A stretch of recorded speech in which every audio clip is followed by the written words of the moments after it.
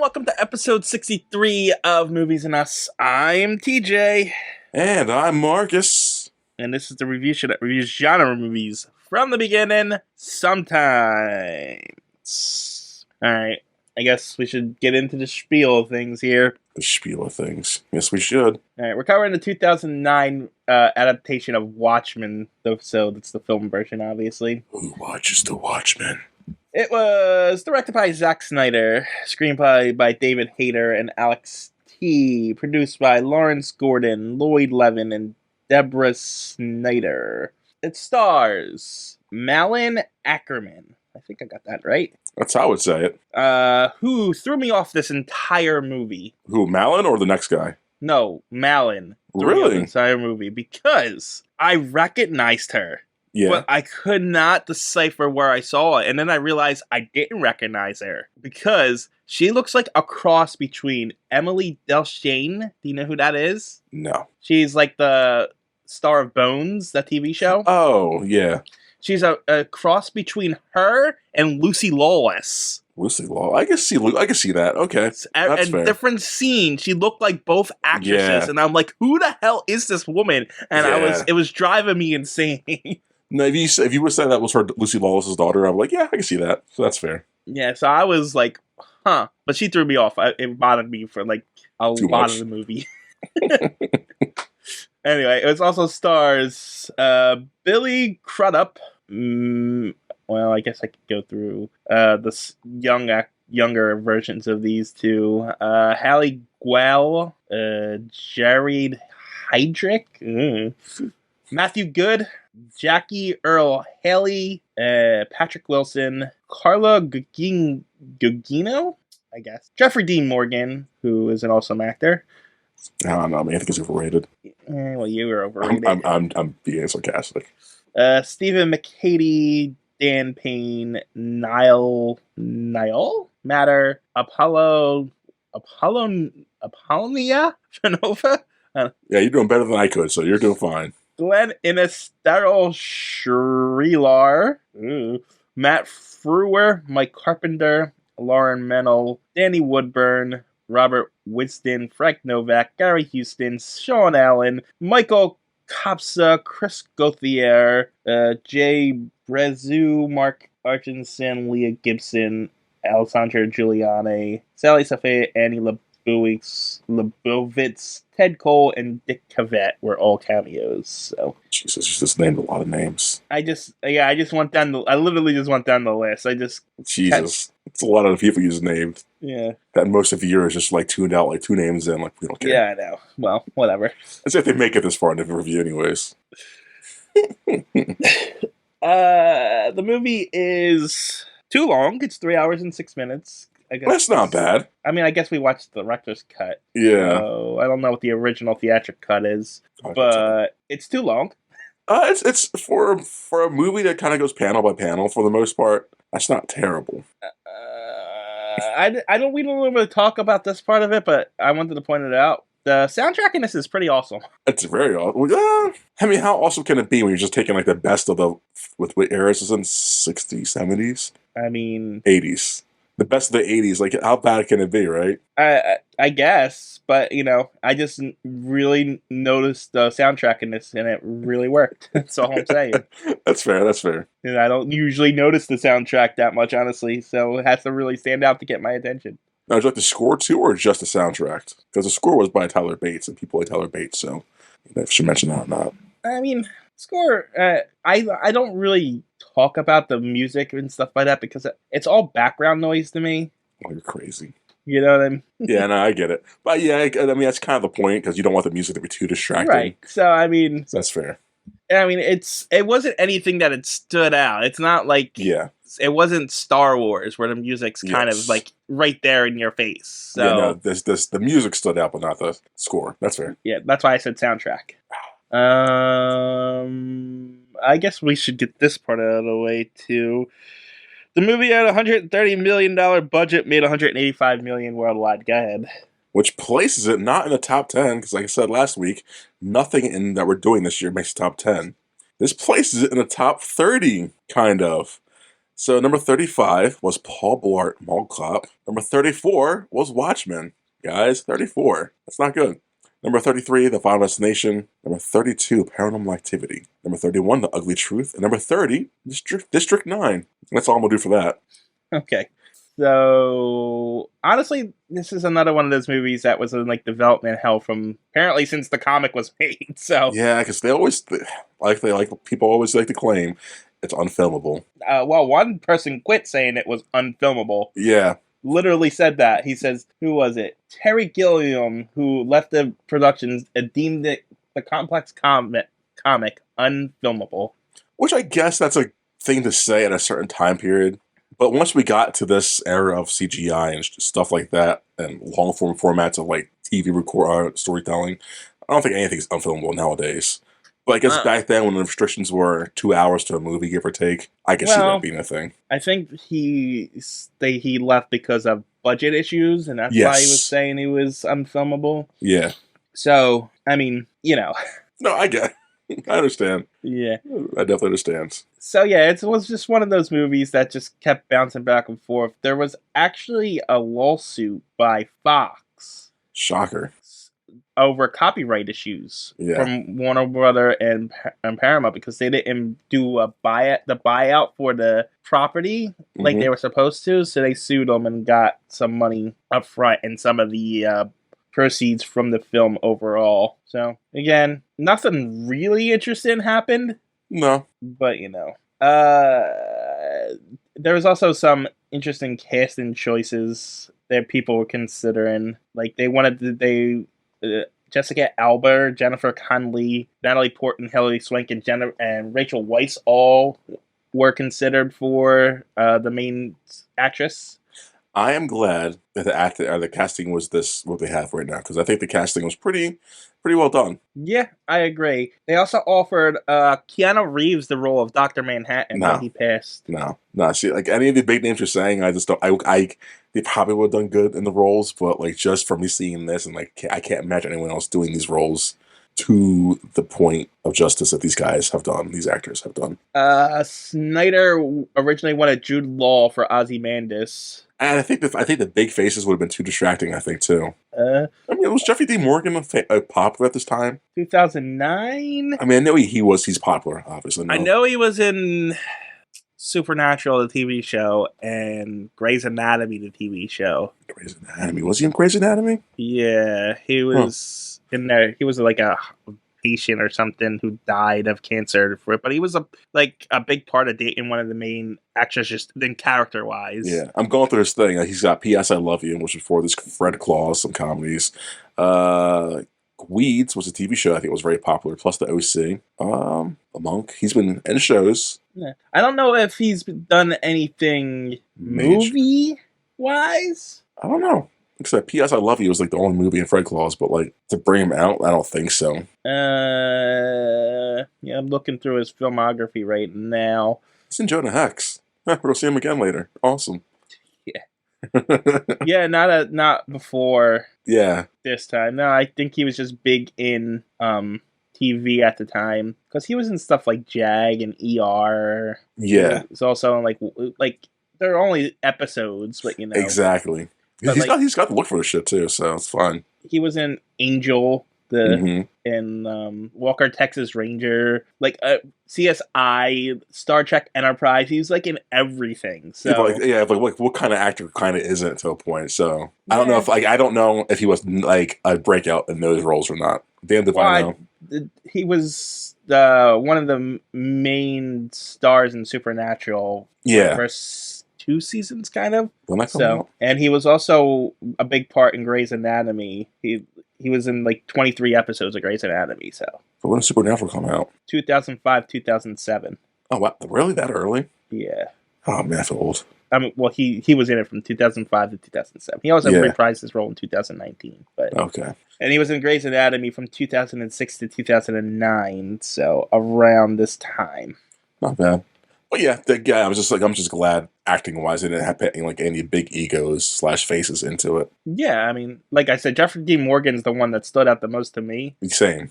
But you know, maybe Patrick Wilson and Jackie, but like even then, it was definitely Jeffrey. I'm actually not familiar with either of those wicked people. Well, Jackie Earl Haley has done the remake to which one was Freddy Krueger? Friday 13th. He was one of those. He's done a few things. He's a good actor. No, all these actors are really good. Yeah, no, they're all really, really good. It's very rare that we knock the acting in something. Yeah, it really is, huh? Yeah, I mean, you have to be Arnold bad as Mr. Freeze. Hey. Yeah, you're right. Oh, I wanted to mention, I should have did this right at the start. Yeah. But I have to change my number. I'm still mad about Wonder Woman. I was thinking about that movie all week too. I'm still mad. You gave it a high. You gave it a 3 or 4, right? Yeah, I gave it a 3. Okay, so I think I'm down to a 1. Oh wow! So that movie is gonna be your worst one you've seen all so far. I'm still mad after a week. Oh, bravo! Are you sure it's gonna be your official rating is a 1 out of 10? Yeah, I think it's gotta be. I just damn, that's harsh. But I can't argue that. I totally understand why. Yeah, I just it left a bad taste in your mouth, didn't it? I thought normally I let go and I move on, but I'm still kind of mad at it. Oh man, I'm the same. I hated it just as much, probably a little bit less than you, I guess. So not give it a 1, but yeah, it left a bad. I thought about it every day this whole week until we got to this. Like, how are you gonna do Wonder Woman dirty like that? And the guy, like, how you guys just write these characters? Like, is it supposed to be a comedy? Like, it's supposed to be like satire of Wonder Woman or some shit? Like, it's just bad. Yeah, no, it hurt that one. So, what did I give it? Did I give it a 2 or 3? 2. Okay, I'll stick it at 2. Yeah. I was thinking about it. If I'm not gonna give this a 1, what am I gonna give a 1 to? You know? Yeah, because no, respect that. I think that's the benchmark for me as worst kind of movie. Yeah, no, it's definitely one of the lower tier ones we've reviewed. All right, now I lost my spot on where we are in this review. Which is the casting with the background stuff. Oh, okay, right. Yeah. I like to mention this is the only comic / graphic novel that I have read for these movies.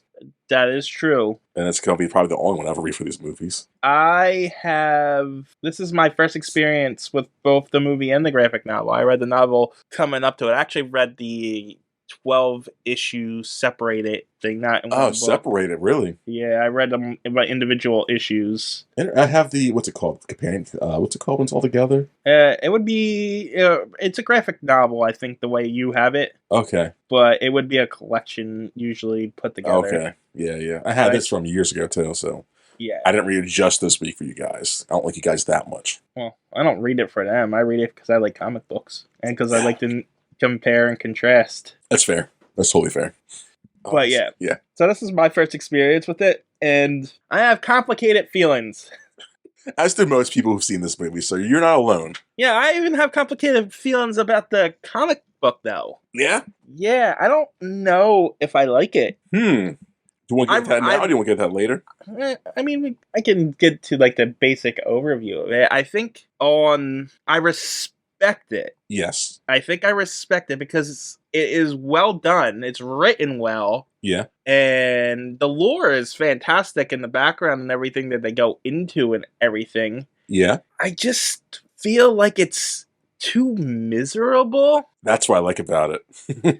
It's very oblique and it's just like, man, this. What's life? It feels like that was the message, you know? Yes. It feels like that's, this is everything sucks. You suck. Yes. And Alan Moore, who wrote it, is kind of a curmudgeon these days anyway, so it makes sense. Yeah.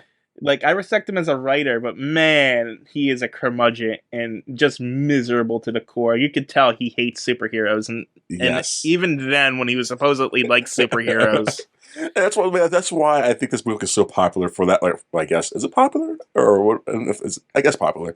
It's because of, like, what you said. Is it like one of the first of its kind of like doesn't deconstruct characters, but does it kind of like, I don't know, like the time period. I don't know if it's the first one, but it might be the first popularized one. Yeah, I like that. Like, it could be that. I like that. I think people might like that was downing. I like that. People might like the ending of, like, oh wow, this bad guy did the thing, and then monologued about it. Like, damn, that's what I enjoyed when I first read this thing. Thought it was clever, and like you said, it's just a downer. Like, the bad guy wins. Like, damn, makes good points, and you guys can't really argue it. But it's weird. Like, he doesn't win, though. No. And that's, yeah, exactly. No one really wins in this. No, yeah, he does. Like, his plan goes off. Well, does he win? No. Well, no, because of the ambiguous ending. Yes. And then, Like- his own self-reflections. Yes. It's like... Yeah. Yeah, I enjoy that about this, though. I like it's not a happy-go-lucky. It's not... But, like, there's also a lot of superfluous shit in the comic. Yes. Like, why am I reading panel after panel of another comic book just to accentuate what you're already telling me? I get it. It's pointless. And, like, I get what he was doing. Like, we got to know that nameless newspaper guy and the nameless newspaper comic book kid reader. They're both named Bernard, we find out at the end. Yeah. And we get to learn all these little side characters whose stories don't ultimately mean anything. But he only got us to know it so that when he kills everybody off at the end, spoilers, that it would be like, oh shit, he just killed all those characters, so we just got to know over 12 issues.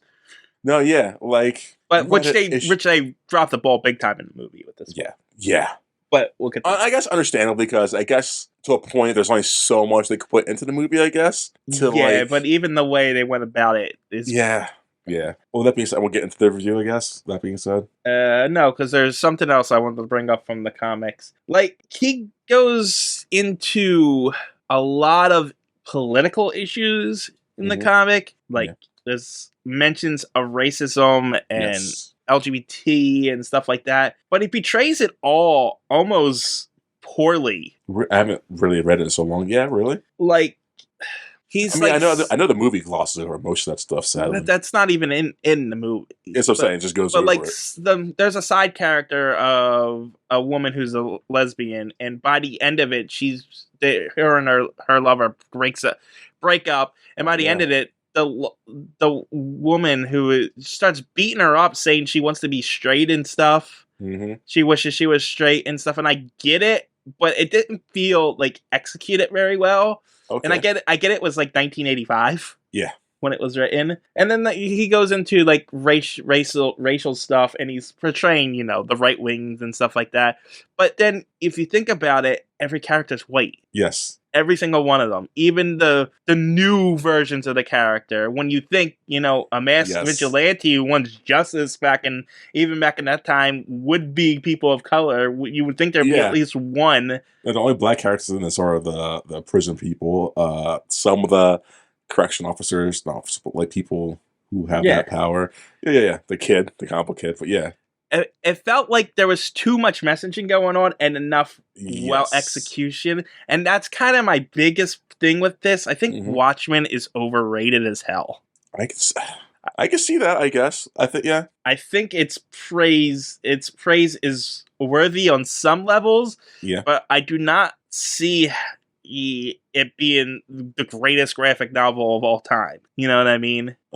I wouldn't be. I don't think it's the greatest graphic novel of all time, but I get the praisal. I personally praise it because I do highly enjoy the graphic novel a lot. Like I said, some of it is fantastic. Yeah, like what would help qualify you? Not to make this the greatest, but like what would be one of the greatest for you of all time? Graphic novel wise, yeah. Oh no, man, I would have to think about it. Honestly, I put you on the spot. I'm sorry. Yeah, they put me right on the spot because if you put me on the spot right now and I had to think about it, and my first reaction would be The Killing Joke. But even that's Alan Moore too, by the way. Yeah. But even that is bad in its own right. So I would really have to think about it. What would be, But that was where my mind directly went. So yeah, you're a Batboy fanboy. So and I'm also really into Batman. Yeah. So there is that. I don't know if it would be considered a graphic novel, but All-Star Superman is really good too. Yeah, you think so? Yeah, but I don't know if that's considered as a graphic novel or not. But also, this is just a nitpick from the comic. Honestly, the last 4 pages of every comic is like reading a novel. Yes, I remember that. Like, you gotta read it because you don't ever gonna miss something. And I was like, well, what the is about? Like, Yes. the first 3 issues is like a book that one of the old heroes wrote. And then there's like one time, there's an article that Night Owl wrote about owls. And sure, it ties in, but why the am I reading it? It's lore, TJ. It's lore. It's lore. I don't care about how the owls work and why he I'm looking at it right now. And why he developed the screechers to forward this stupid owl thing. I do not care. And then there was one Rorschach's police arrest. I saw it. Why do we need to see his arrest report? There's one about Asmodeus's toy line, about how, a toy line that's not going to manufacture, and the notes about them talking about his stupid toy line. I do not care. It's just extra lore, man. I know. I like this shit. Give me the lore. If it's something I enjoy, like story-wise, give me lore, give me maps, give me it all. I'll read every last letter. I love it. I love it. But at the same time, I'm reading a comic book. It should not take me 15 minutes to get through the last 4 pages of a comic book. Give me a novel. I don't give a shit. No. Like, you could have easily, and a lot of it they tell you in the comic. Yeah. Beforehand, and it's like, now I'm just rereading stuff too, and it's like, okay, sure, I'm getting more of the story, but and honestly, that's just a nitpick. That's me. Yeah. That's nothing. Knock against the comics. Yeah, but if I'm reading a visual medium, when there's text of pages, no. If I wanted text of pages, I'd read the novel. That's fair, I guess. I usually read a comic because it only takes you 10 minutes to read a comic, and I can get through it and move on. Yeah, you're not down to one. It's not. It's not a book where I have to invest time into it. Yeah, and like, I read books all the time. So if I'm reading a comic, there's a reason why I'm reading the comic. Especially when I have to read 12 issues of a comic in a week just to be prepared for a movie that I have to review. Yeah, that's fair. I mean, it wasn't as bad as when I did Death of Superman, which was like 50 comics, but still. Sounds dreadful. All right, rant over. That was a good rant, TJ. Well deserved. Now we can get into this shitty movie. It's not that bad. Just long. It is very, very, very long. Yes, and that's what she said. Hey! Did she, though? No, she never says that. All right, so before we go into Watchmen, I got trailers. I did not. Because I have the special 2 editions director cut version of Watchmen, which I wish I really didn't, because 3 hours is too long. I'll take it off your hands. So for some reason, I did put in the second disc because it was only special features. But each disc has different trailers for some reason. God, you nerd. You actually sat through and did all this shit. Well, yeah. So on the special DVD features disc, I got a trailer for the TV show Fringe. Ugh. Yeah, the acting in it is really, really bad too. Like, that guy from Dawson's Creek's in it, and his acting is just noticeably bad. I'm like, wow, that's really bad.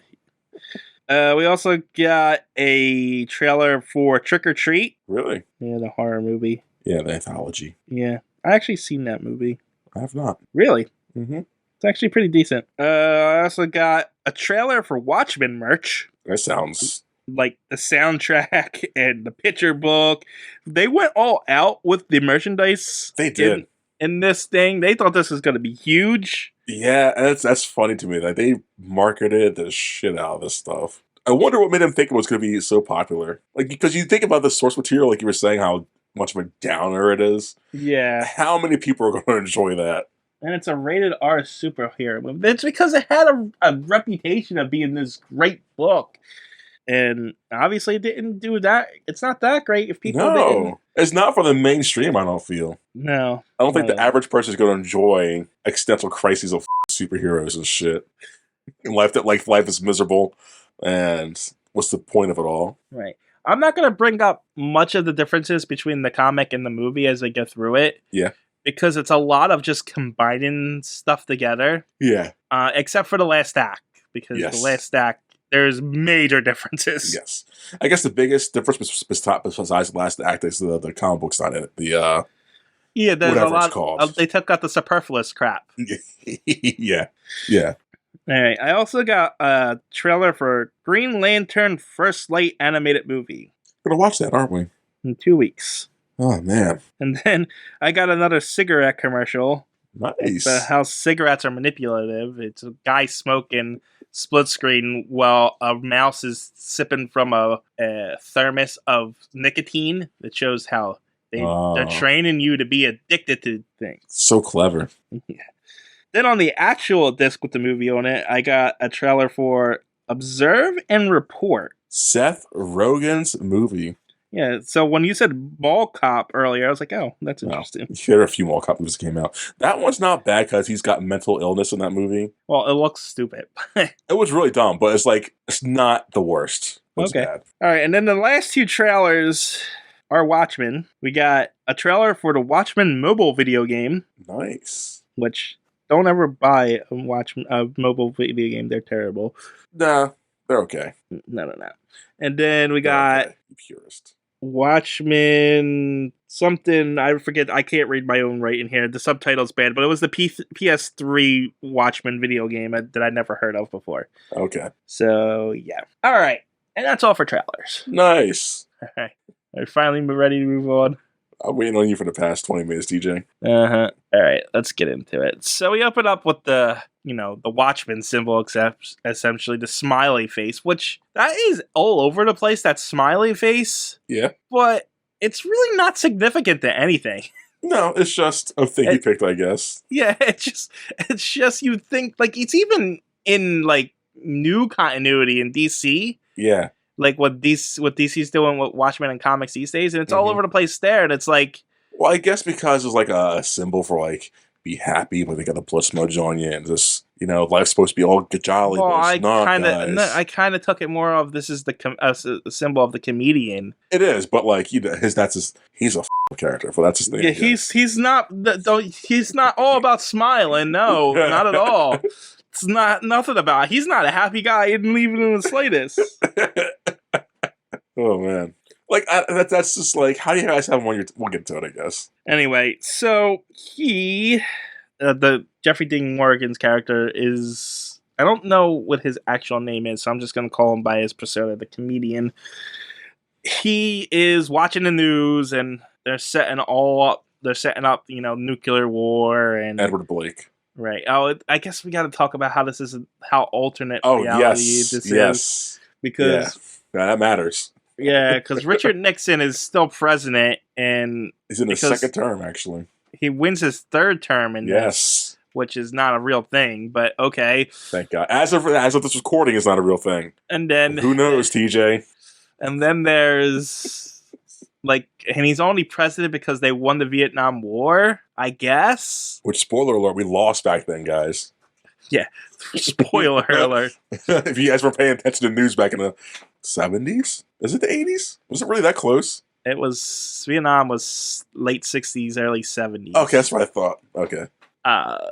They even mentioned at one point, if we would have lost Vietnam, we would have gone insane in the world. Because get it? Clever? Yeah.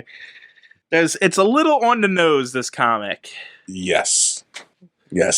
Anyway, it's just setting up all the political stuff that's really important in the background, because... And the biggest driving force to this in the background is Cold War still going on. Nukes are a thing. We're afraid of that shit, guys. They're afraid of WW3. Yes. Kind of like nowadays, right? Anyway, so as he's watching the news, some guy breaks in and starts beating up the comedian and kicks his ass and throws him out a window. Yep, he dies. He goes out the window. I'm just trying to read my notes. Yeah, he's in a skyscraper, so he's not going to survive that fall, guys. He's dead. He did. No. And right here, let's just talk about the violence in this movie. Okay, yeah. Because it's over the top.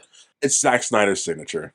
Yeah. If you're going to a Zack Snyder film, you should expect over the top gruesome blood and shit like that. But the comic was nowhere near as gruesome as this, and I think it makes it worse.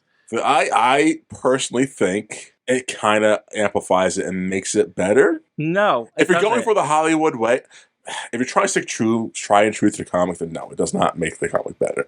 But if you go to Hollywood find this and have Zack Snyder do this with a similar then I think it amplifies Zack Snyder's version of the story. Like, there's too much action in it, first of all. In the movie? Yeah, Yeah. overall. Yes. And too much of it's in slow motion. Zack Snyder. Yeah. Yeah, and, well, Zack Snyder is a terrible director, too, by the way. No, he's not. No, Yes, he's not. he is. No, Terrible he's not. director. I hate him. Do better. How about that? You do something better than him. I could, but they won't give me a chance to. Yeah, exactly. Said every failed artist ever. I won't actually try to either, though, so I'm not fair. failed at anything.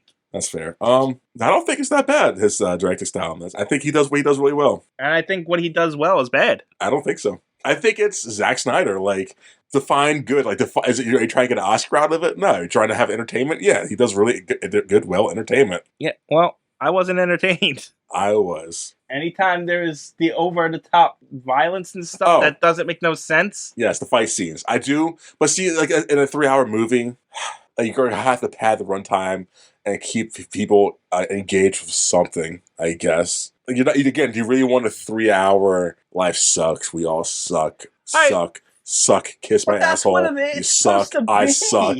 I know, but like, if you're doing a blockbuster, Hollywood doesn't want that. They want get people in the seats. Like, you gotta think from a business point. Like, if it was just 3 hours of, I want you to kill yourself at the end of this movie because everything's meaningless, you all suck, the planet's dying, we're all just killing each other for no reason, die. And that's the movie, guys. No one's gonna sit there and like why they get spit in the face for 3 hours for it? That was terrible. Unless that's your kink, then yeah, sure, sit there for 3 hours, get spit in the face. All right, fair enough. But like, when they portrayed this scene in the comic, yeah, they did not show the comedian fighting back at all. No, this fight scene went on too long. Yes, because in the comic he's way older than he is. I think here, like he's literally a washed up. Well, no, he's not washed up. He's still doing stuff. He's still is he? Yeah, he's still an agent, I think, for the government at that point. Yeah, but he's not like in the field agent like how he was. Yeah, I don't know. I honestly don't know. They don't tell us much about him in the present. You're right, I guess. So we don't know what he's doing. We learn nothing about him in the present timeline. Yeah, that's fair. That's fair. All right, so we go for that, and then we get like a montage of the entire history. But before that, I think this fight scene though does serve a purpose, as and does lay down hints of who's killing him, just in the fact of how fast the person is moving. Like the guy's dodging flying knives and just speeding left and right. Like, this guy moves fast, and it's only one character in the movie, which ruins the mystery. It does, I guess. If you want the mystery, that means the whole movie is a mystery. I guess it's like a noir. That's supposed to be a mystery. That's the point of the movie. Okay, you got me on that. I'll cut that part out, make myself sound smart later. Don't worry. But yeah, no. We get to a great credit scene, opening credit scene. About the history of, well, there's a lot of backstory for this movie. So, superhero vigilantism became prevalent in the 40s, so we have an old group of superheroes called the Minutemen. Yes. And then when they grew older and like broke apart through various things, which we'll get into in a moment, a new group of heroes took over. Not called the Watchmen, which this movie says. They were called the Gangbusters in there. But they didn't even get together as far as I know. They tried to in that meeting, and then it all fell apart, and they never did get together. Yes. So, but this movie implies that they did, and that they're called the Watchmen, whatever. The whole Watchmen thing is, the vigilantes have pretty much taken over, and who's watching them? So who's watching the Watchmen? That's the whole point of it, the whole thing. But the montage, tells, the history of it and how there's a picture of the group together, and then the one woman is a lesbian, so she kisses a woman, which brings up the ire of everyone else because you can't be a lesbian in 1942. Her and her lover get killed in their house. Who's next? The one guy gets murdered doing, he's called Dollar Bill Guy, I think. Dollar Bill was his name? I don't remember. Well, Dollar Bill, it doesn't explain it in this, is a guy who was hired by the banks to protect banks, and he got his cape stuck into a door and got murdered because of the banks in the flashy costume, which gets him killed. So yeah, don't wear capes, guys. It's pointless. That's made famous by Incredibles. The main woman of the Minutemen, Silk. Her name's Jupiter. Yeah, I'm sorry, yeah. Yeah, Jupiter. So she retires and she's pregnant and stuff. Mothman gets institutionalized because he's insane. And you kind of have to pick up a lot of this But a lot of it's not that. I mean, granted, they'll tell you later in the movie, anyways. But a lot of it's not that important. Well, no. But I mean, my point was, you have to like decipher this for yourself. But if you've read the comic, they go into more detail and all of this. Yeah. And so, if you're a fan of the comic and coming into this, honestly, I think you should probably read the comic if you're going to watch this movie. Yeah. Because it's going to help with context a whole lot more. Yes. Because this movie does a poor job with that.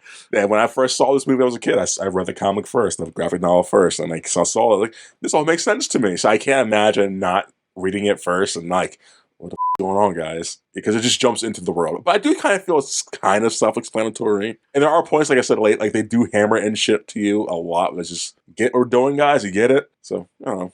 But but like for example, in one of the montage scenes, they show like this prostitutes and with this kid in the hallway. Yes. You know what I mean? Yes. And you have no context for that. No, but you do get context to it later. Yeah, because you know that's Rorschach. Yes. Rorschach. So I think it adds to the rewatch value. Like if you watch it again, like, oh, that's Rorschach, guys. So like, but definitely first time viewing that kid means nothing to you. Because I do, like you said, I do think like the overall like story and like editing and whatever that part of storytelling was for the behind the scenes, they lacked in that aspect of like having that main theme go through.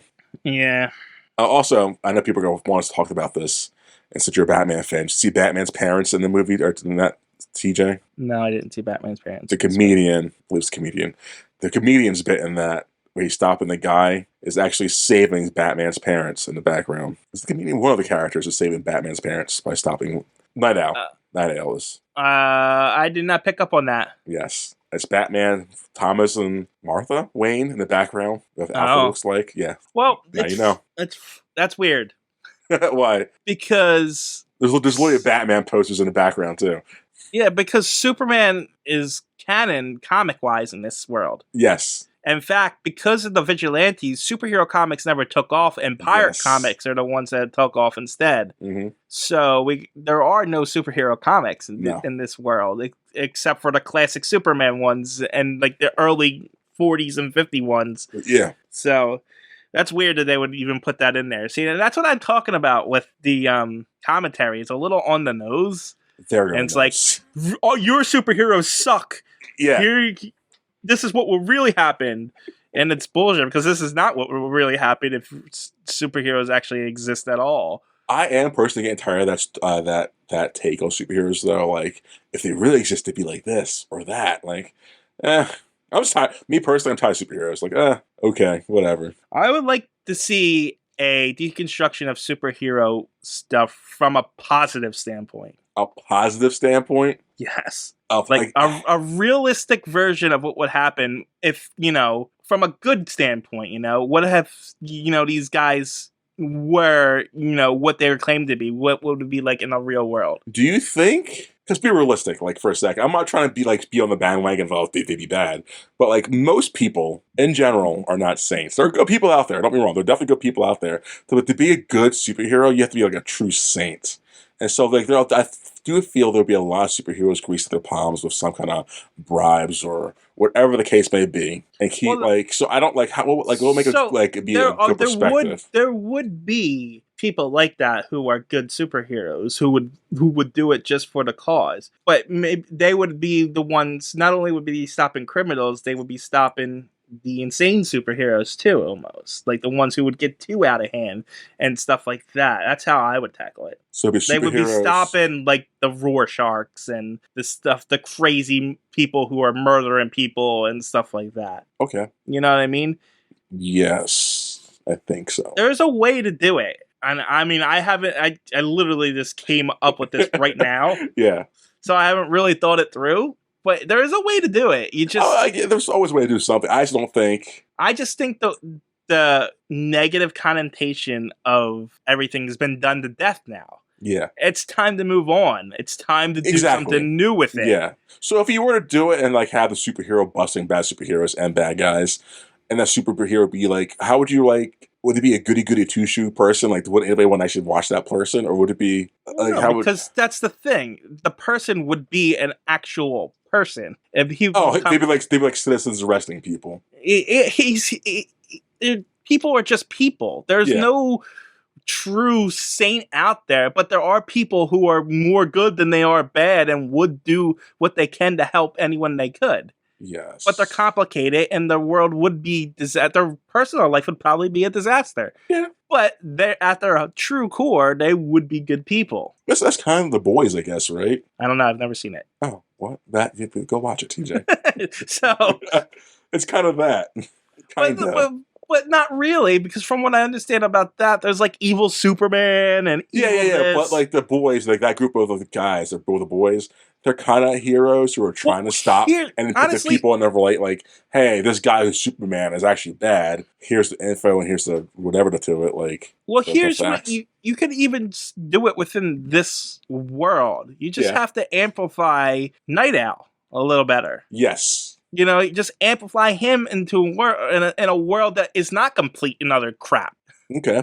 You know what I mean? That's fair. There's a way to do it and deconstruct things without having to say, hey, superheroes suck, you suck, we all suck. But it's fine saying superheroes suck, you suck, and we all suck. And at the time of this, when superheroes were prevalent, and that's all it was superheroes are great, and even as they were trending more darker, but there's still there things. This was fine for that time, but now we are 40 years in the future, and we're still doing the same thing. No, and I agree. That's why I'm tired of it. That's why I'm tired of it. Yes, like we get it, guys.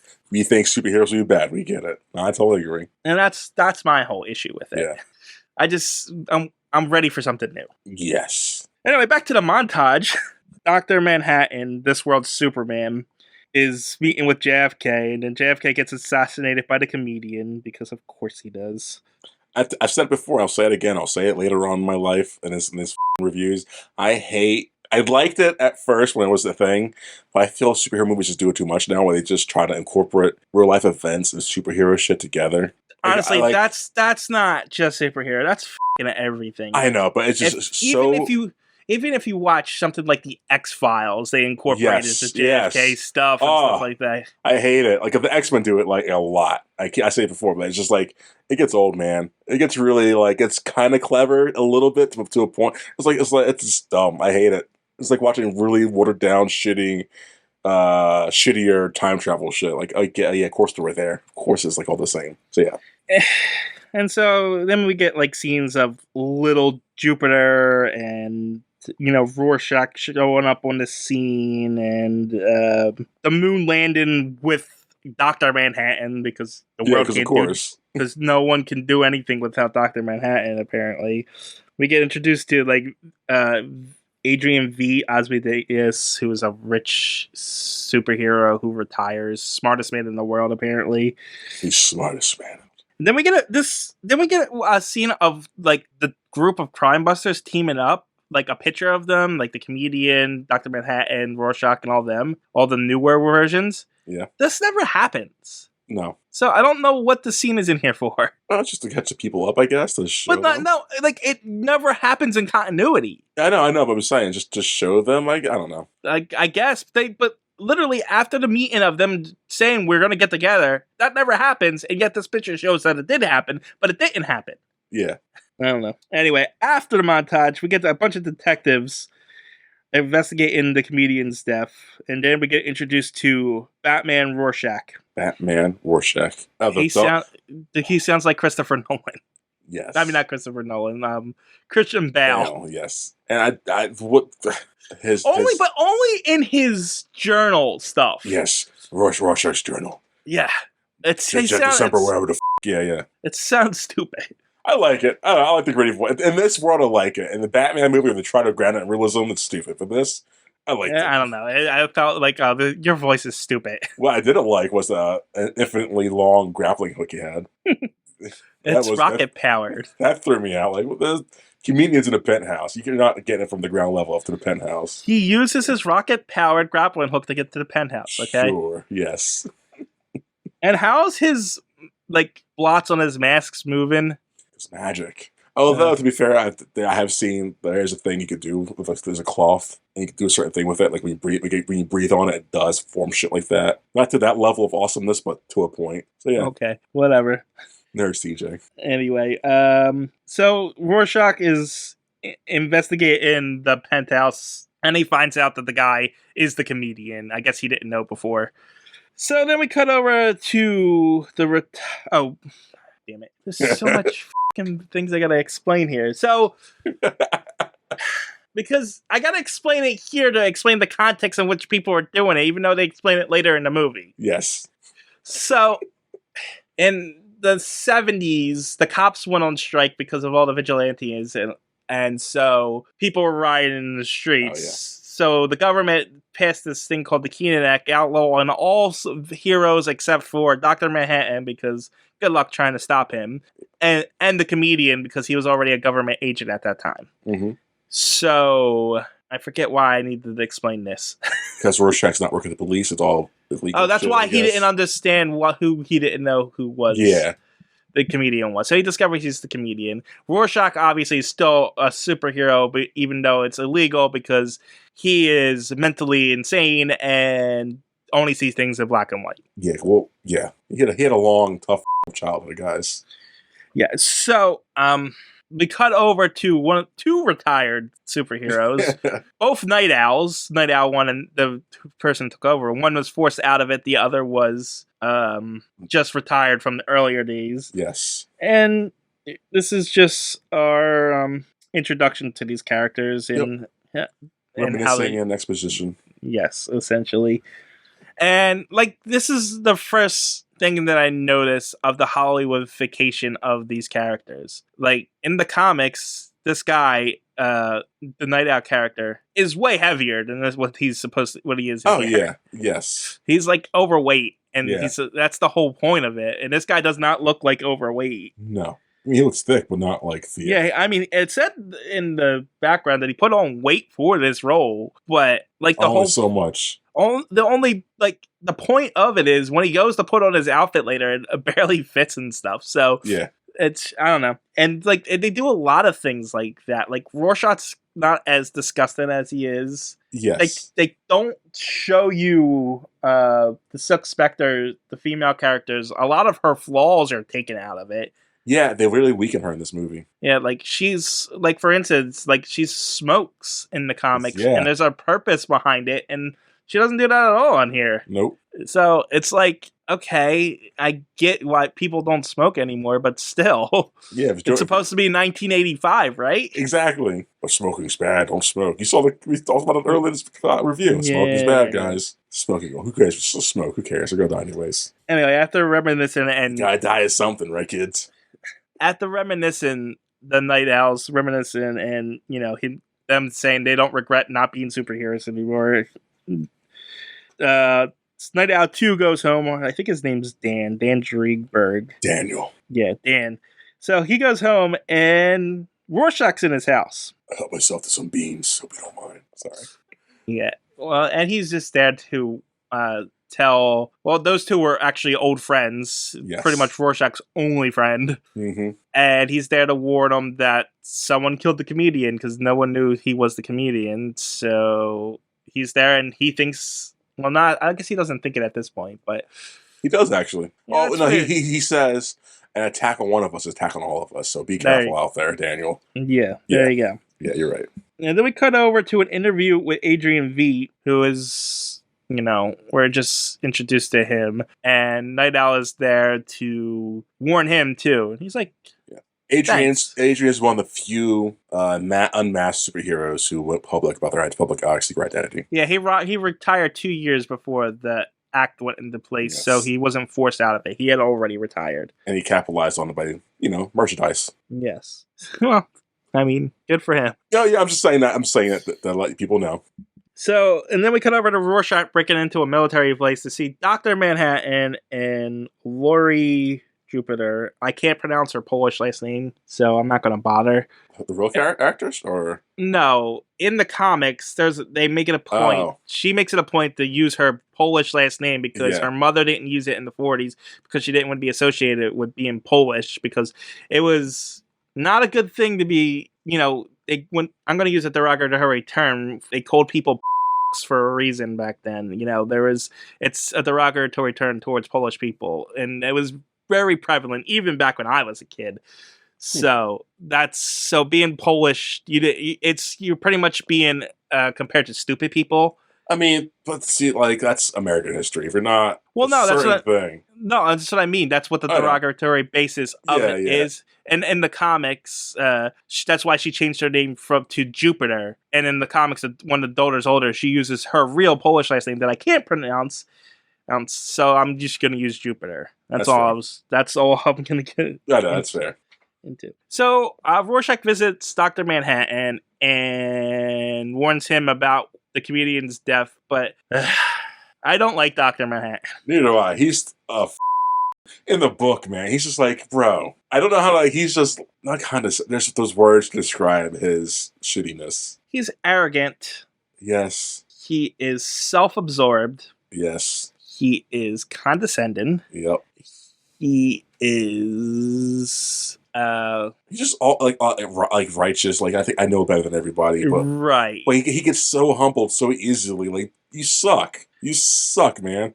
And besides his personality flaws, which I actually didn't mind, it's like whatever. This whole world sucks, so it makes sense that the most powerful man in the world would suck. But my problem is with his powers. Yes, he's too overpowered. Yes. One, he's more overpowered than Superman, which is stupid. Exactly. Like, how do you need more power than Superman and still be sucky? And two, I hate anything to do with time travel and being able to predict the future because it's stupid and it breaks the thing. Why didn't you stop all of it? Oh, I just gotta follow it because that's how everything's destiny. I know. Go yourself. Yeah, no, it's stupid. Right? It's so stupid they had to make him like not be able to see the future later on because know exactly it's dumb and broken. It's like why have him have that ability then? And it's stupid. It's dumb. His whole character just sucks. It does. He sucks.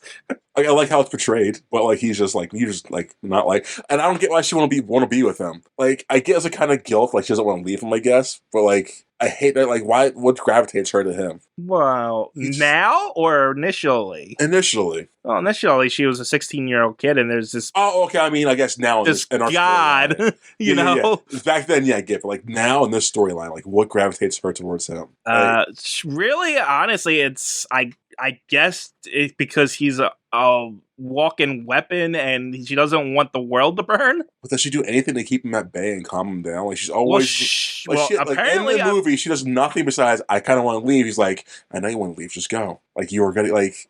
She's not the Black Widow to the Hulk right now. Like it's just. Well, to be fair, it's not portrayed well in the movie.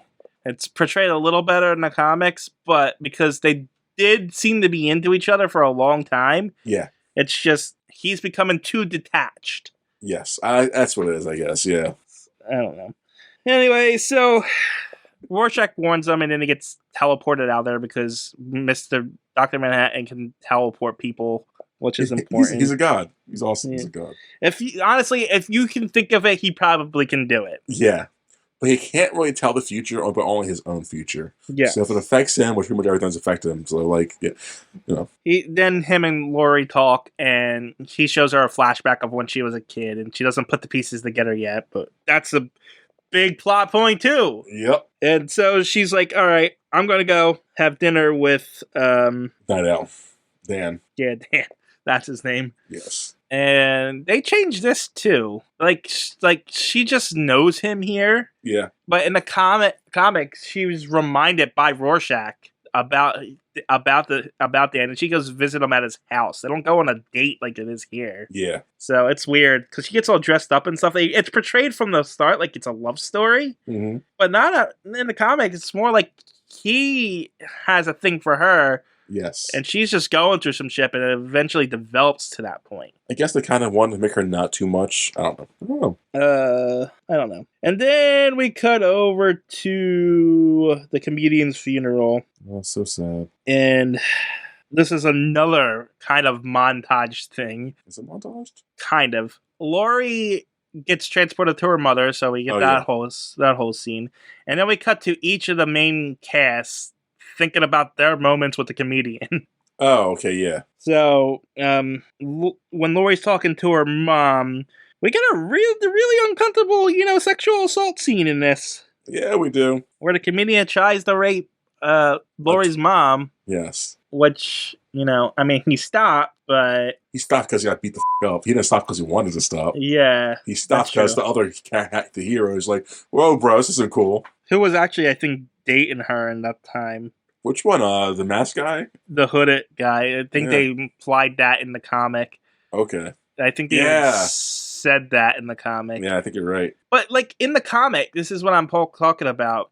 He stops the rape, and he says, you need to go. And then he turns to her and says, put some clothes on. Why are you dressed like that? Sexism, yeah. Yeah, that's what I mean. It's all... Like, he didn't, like, not that the comedian just breaking on me changing. Like the man. Yeah. I guess it was a commentary, probably, like... I don't understand. I get it, and it's terrible, but at the same time, they don't do anything to rectify it with the character. No. Like, she pretty much... They, like, show when they go into the novelization of her parts, because, like, each comic has that 4-page ending with a different character. And, like, in an interview, she's like, yeah, I kind of blame myself for it and stuff like that. And it's just like... Yeah. Yes.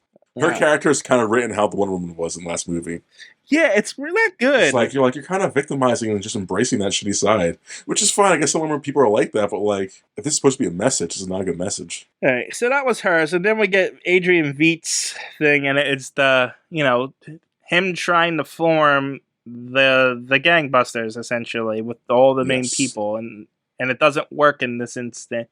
Well, in the comic, it was this old guy called Captain Metropolis trying to find it. Doesn't, and it's really just background for Adrian's motivations. Yes. And then to go back to what you were saying, Mr. Dr. Manhattan's thing is when he was in Vietnam, Richard Nixon asked him to intervene in Vietnam, and he's the reason why the U.S. won the Vietnam War. Hell yeah, baby, USA! With the help of the comedian, who is a psychopath.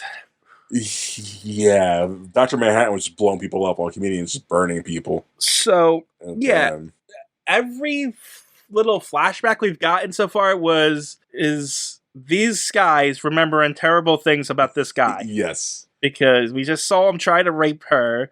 He's the reason why the gangbuster thing fell apart. He's like, I'm not doing this with you idiots. And now here, he's a flamethrower and a guy with missing leg. Yep. Gets encountered by a woman that he had slept with and is now pregnant. And he says, I don't want nothing to do with you, or baby. I'm leaving this shitty country and I'm going home. And she's like, you're going to remember. He slashes him in the face with a bottle. And then he shoots her and kills her and his unborn child. Yep. He's a monster. Now, to be fair, he does make a good point and says Dr. Manhattan could have stopped any of that. Yeah, well, because which highlights Manhattan being a shitty character. So, here's the point of the comedian. Yeah. Apparently. Life's a joke. Well, no. People are monsters. Everything sucks. And he's just a parody of all that. He is the worst of it. Yes. So, that's his thing. Mm-hmm. And that's the joke. He gets it. And everyone seems to acknowledge he understands what this is. Yeah. So, and I guess that excuses his actions? It does not. And like that's what they seem to be implying. That's so shitty. Like, it's literally like the Weinstein. Like, hey, Weinstein rapes people, but I got a job, so I'm gonna look the other way kind of shit. Like, no, man. Like, speak up and say something. Like, comedian just murders a civilian. He just rapes someone, but just because you work with him doesn't mean he's okay. This guy sucks. Like, out him or something. Do something. Yeah, be a whistleblower. It's not bad. Just like, this guy's terrible. He's obviously has that PTSD later on. Like, why is no one talking about this guy? He's shit. They portrayed a comedian as almost a tragic, heroic figure. Yes. Like, I even read some things that people were, when they read it, they didn't even, they were surprised that they didn't hate him in the comics. Yeah. They couldn't find themselves hating him. And I guess I get that. I can see that. But I don't know. He crosses too many lines. He does. Like, he really does. Anyway, so we cut the Night Owls flashback with the comedian, and it's about a few days before Washington passes the Keenan Act because the cops are on strike and stuff, and the comedian and Night Owl are trying to break up a riot because they're the only ones running the streets right now because the cops are on strike. It's not a riot, it's a protest, really. Are people rioting before they jump out the thing? I feel like they're just protesting. There's no Well, like. no, because people are like writing graffiti on stuff and breaking Oh, windows. so who cares? Like, no one's breaking. Oh, they kind of. All right, you're right. You're right. I just saw the guy light. No, hold on, no. From what I've seen, they're setting. Oh, they are setting shit on fire. Okay, I see it now. It's a riot. Yeah. Okay, that's fair. That's fair. Because And so, while watching, I was like, why are they starting shit? The heroes. Like, now I see it. Okay. and actually, one person throws a can at the comedian's head.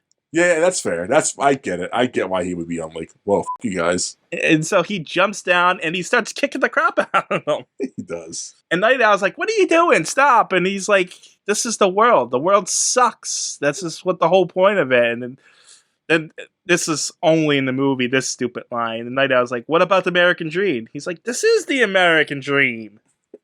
Such a stupid line. It's like, it's already on the nose with the messaging, and then the movie's trying to do its own stupid messaging on top of the messaging, and it's not good. I think it's good enough. I don't know. It's not a smart, deep movie, because like you said, it's on the nose all the time.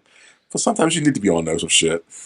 Anyway, so this other guy is leaving wreath of roses at the comedian's grave, and he goes home, and he's followed by Rorschach, and we learned that this guy is Moloch. He used to be a supervillain, and he was the arch enemy to the comedian. There you go. Arch nemesis. And Rorschach's like, why did you go to his funeral? He's like, I don't know, I just felt like I should. And then, don't actually remember what information, The comedian says, the comedian breaks into the, what's his name, Moloch? Moloch's house at nighttime and just spews a lot of, because he's comedian's drunk and sad, just mentally break it down. You know, you're my best friend, that's to say, because you're my arch enemy, and I just have a lot of shit, like nothing's good in life, etc., etc. Oh, by the way, you're on the list of a hit I'm supposed to do. Yeah, you also, there's the joke's not funny anymore, essentially, because he's found out something. Yeah. Moloch explains why the comedian broke into his house and stuff like that. And he also says he's got cancer now. I got the cancer. Which is why he has illegal medicine, because Rorschach found illegal medicine and stuff. Rorschach is kind of a dick, honestly. Why? Like, even minor infractions, he'd be like, yeah, you're going to prison for this. I mean, I guess because... I'm just saying, if Rorschach saw someone jaywalking, he'd probably stop them. Beat the shit out of them. Yeah. He will break their legs so they couldn't jaywalk again. Littering? Nope. Yep. Make you suffocate on your littered shit. You just littered, yeah. That's just who he is. Yeah, he's a fractured, broken man. And then I wrote Rorschach narration, so there must have been a whole point of him just narrating unspecifically. Probably. And then we cut over to Laurie having sex with two Dr. Manhattans. Well, the third one's doing work.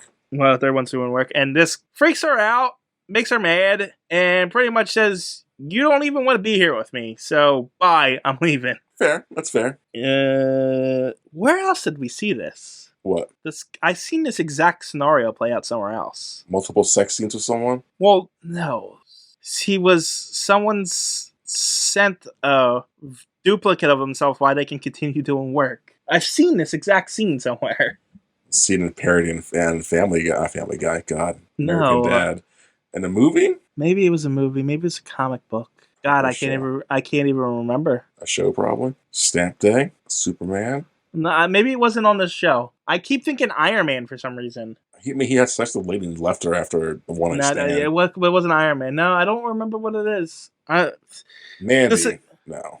This exact thing has happened somewhere. Just remember that. Images. All right, let's go. Let's continue on. Spider-Man? Oh, they're all busy nerds. I couldn't tell you, man. I don't know what happens next because I can't read my notes. What happens next is he goes to an interview. No, he doesn't.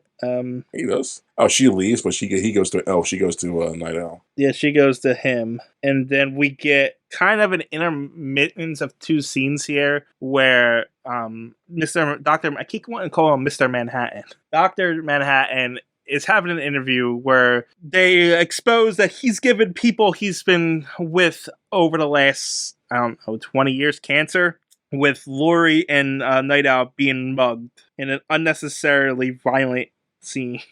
I mean, they did it on purpose. I got the vibes they went down the alley knowing some shit was going to go on. I kind of got excited by that. Like, these guys up. That's fine. My problem was with that. My problem was with the actual fight scene itself. I enjoyed it.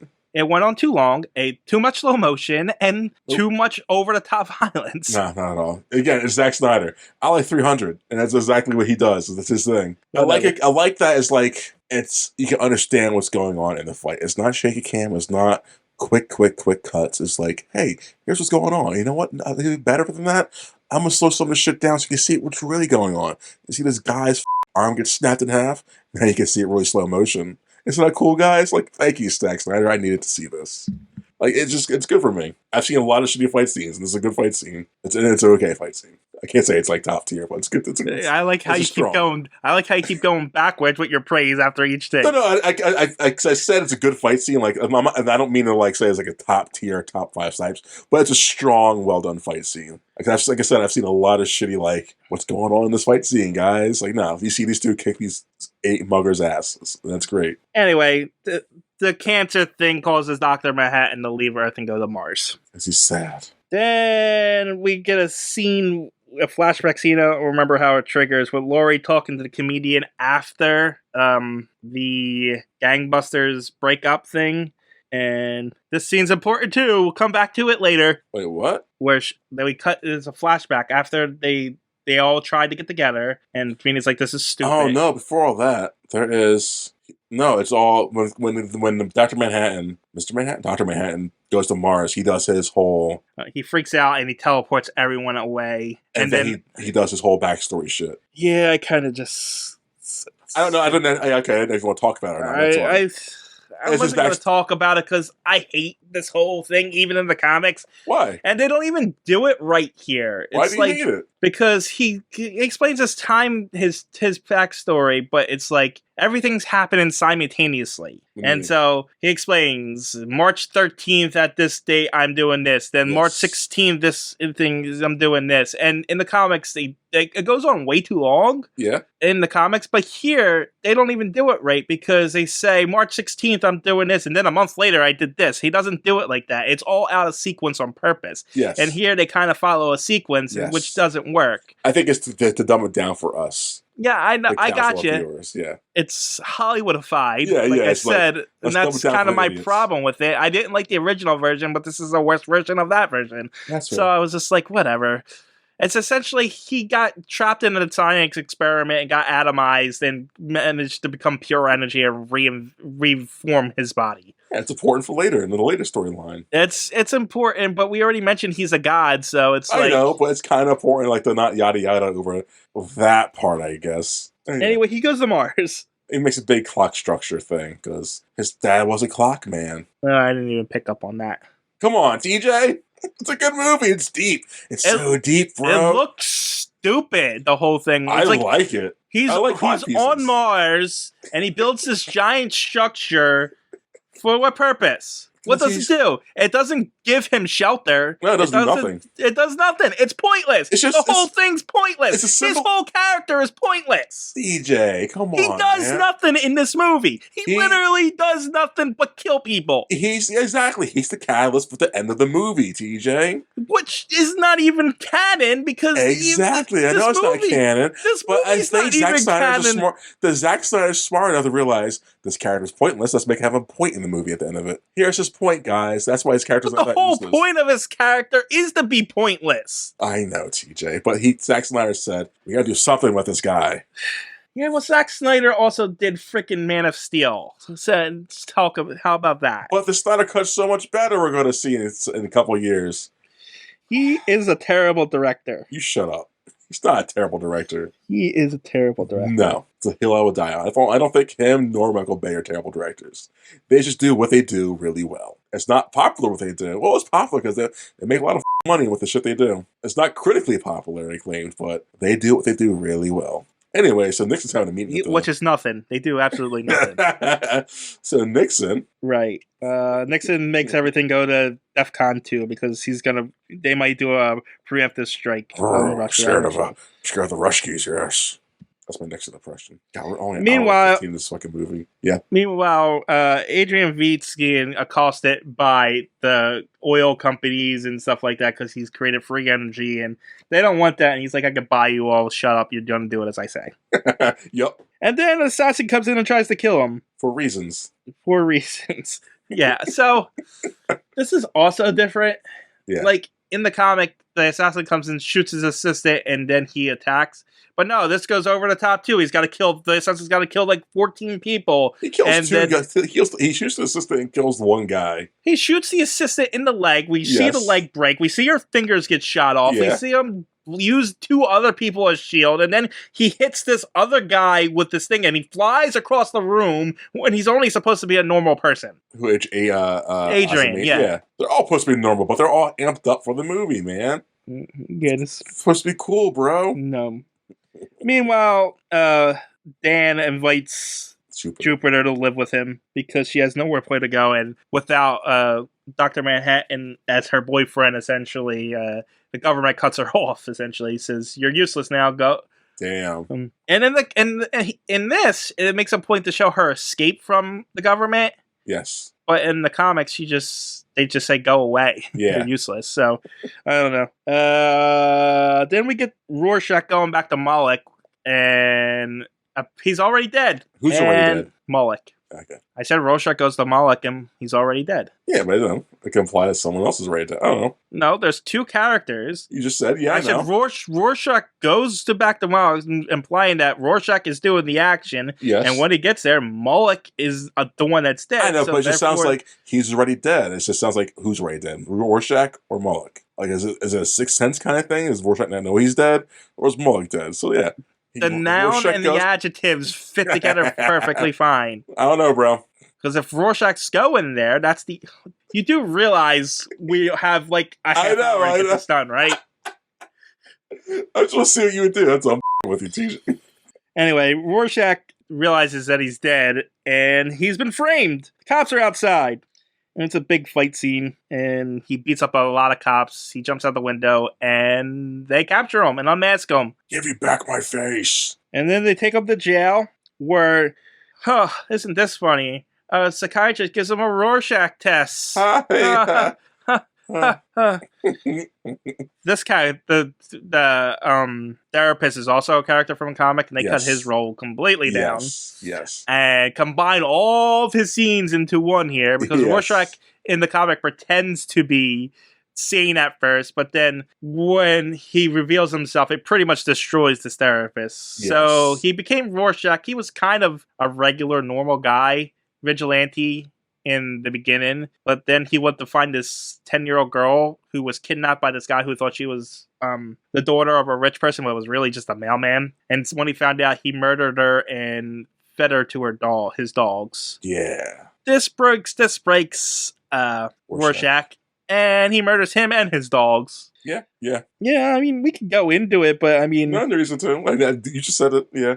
There's grotesque shit that happens. Yeah, I mean, like we said it over and over again. This world's miserable. So it's just a downer of a movie. Like, God, this is. But like compared to like Seven, I felt dirty. This one, I just felt down. Like, there's a difference. Yeah, but Seven's different. Mm-hmm. 7 is a straight up like mystery investigative movie. This is a deconstruction on stuff like that. This is trying to tell a message, where that was just trying to tell you a story. Yes. Like, yeah. And then I wrote something here, but I can't read it. So what happens after the Rorschach test? Jupiter goes to Night Owl, has a date with him at his hideout. She tries on the goggles, brings up Dr. Manhattan, and Daniel gets jealous.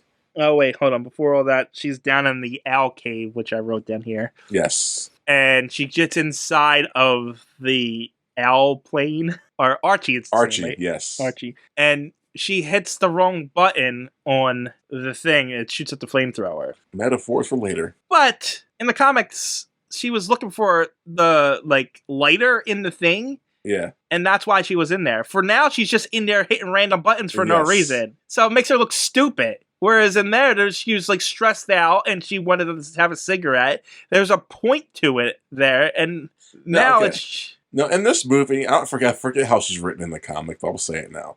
I don't like her character because I feel she's just a catalyst for the 2 male characters. It's almost like a weaker version or stronger. She's a slightly stronger version of Rachel in The Dark Knight. Like, I feel like this character really has nothing to do in the movie. In the comic, I don't remember. It's been so long since I read the comic. But in this, she helps Owlboy to find his groove back. She helps Dr. Manhattan to become somewhat humanized again. And her arc is to accept her mom, I guess. I don't know. Well, accept herself and overcome her own things, essentially. What's she Except that she overcoming is, now in this? like, the fact that she was, well, not in the movie. It's not portrayed at all. Yeah, that's what I'm saying. In the movie, it's very like in the she's movie, got nothing. she's very much a plot point. Yeah, it's like that's what I like about her character in this movie. I know I liked the characters in the comic, but in this movie, she's just like I mean, nothing. to be fair, she's more badass in the movie. Yes, She doesn't do much fighting at all in the comic, but then that's kind of the point in the comic because she doesn't want to be that. Yeah. She didn't want to be her mother is, superhero shadow, essentially. Exactly. So honestly, that's my whole point. They don't portray the women very well. They don't portray the race stuff very well. They portray the white male stuff really well.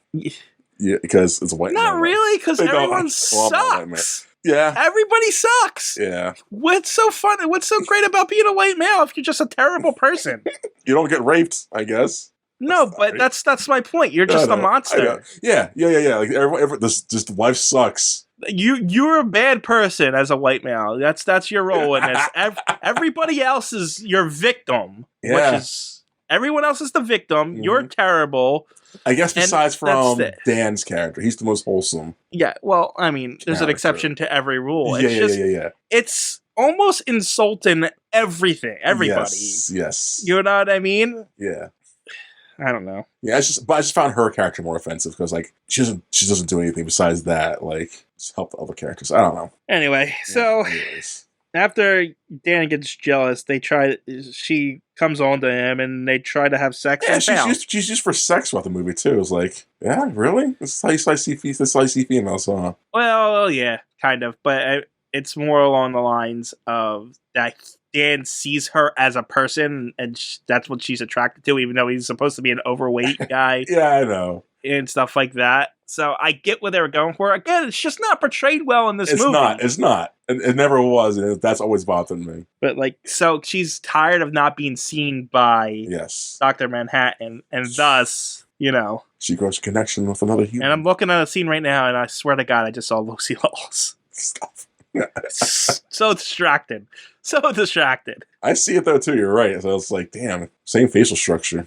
Yeah. Anyway, they try to have sex, but they can't because there's a fire missing in them. Because of Dan's inadequacies, essentially, and how he feels about being pretty much where he is in his life. And then something happens that I can't read. Prison, Rorschach, short jokes. Oh, okay.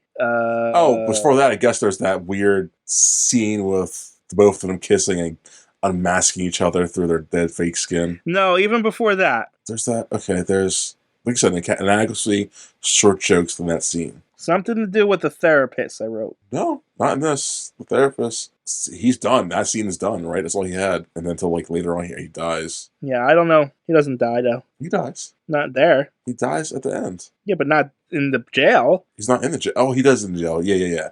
But it hasn't happened yet. Yeah, Rorschach's I don't know what I wrote there, so we're going to move right on. Yeah. And Dan has a dream about him pretty much being with Lori while the nuclear explosions happen. Ooh. And that's pretty much his problem. The world's going to end, and he feels inadequate to do anything. That's why he can't, get up, apparently. Oh, man. What a problem. Then they decide to take Archie out, and as they, because after he wakes up from the nightmare, and they're like, he wants to be a superhero again. And she's like, let's just take Archie out. And they go and be a superhero. They save people from a fire. Woo! And then afterwards, they have a very long sex scene in slow motion. Yeah. Titties. Zack Snyder. He's a college kid that makes movies, essentially. He's like, that would be cool, slow motion titties. That would be even cooler, slow motion killings and murders. Oh, you know what? For some reason, this reminded me of this. I don't know what this is about me. But oh, God. Yeah. Going back to Manhattan's backstory, he is with a 16-year-old. Yes. that's they're Yes. very much what jailbait. Yes. She says you're going for jailbait. Yes. It's Lori was young. And Manhattan's excuse is, well, I'm timeless. I'm stuck in a time. No, because you're way over 16 by that point. You're stuck in your time frame. You're a pedophile, bro. Yeah, kind of. Yes. I mean, but at the same time, what are you gonna do about it? Yeah, he's a god. He can't stop him. So it's like this is fucked up in so many ways. Oh man.